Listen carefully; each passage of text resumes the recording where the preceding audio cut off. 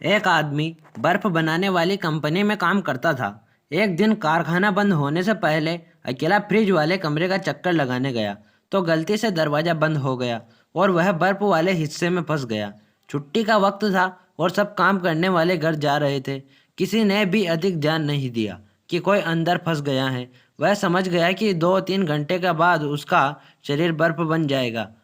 अब जब मौत सामने नजर आने लगी तो भगवान को सच्चे मन से याद करने लगा, अपने कर्मों की क्षमा मांगने लगा और भगवान से कहने लगा, हे प्रभु, आपने प्रहलाद को अग्नि से बचाया, अहिल्या को पत्थर से नारी बनाया, शबरी के झूठे बेर खाकर उसे स्वर्ग में स्थान दिया।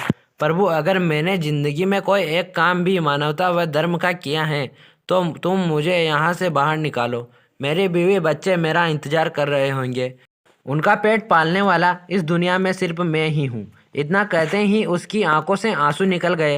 1 घंटा भी ही बीता था कि अचानक फ्रिज रूम में खटखट की आवाज़ हुई।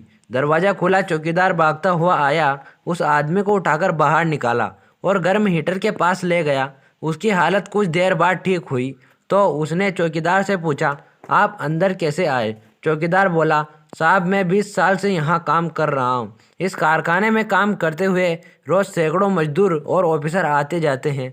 मैं देखता हूँ कि आप उन कुछ लोगों में से हैं जो जब भी कारखाने में आते हैं तो मुझसे हंसकर बोलते हैं और हालचाल पूछते हैं और निकलते हुए आप कैसे हैं काका कहना मेरी सारे दिन की थकावट दूर कर देता है।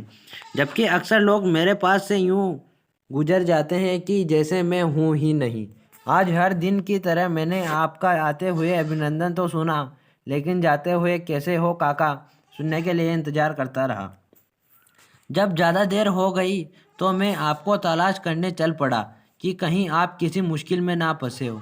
वह आदमी हैरान हो गया कि किसी से हंसकर बोलने जैसी सहज आदत की वजह से आज उसकी जान बच गई। तो दोस्तों, यह कहानी आपको कैसी लगी कमेंट करके ज़रूर बताना।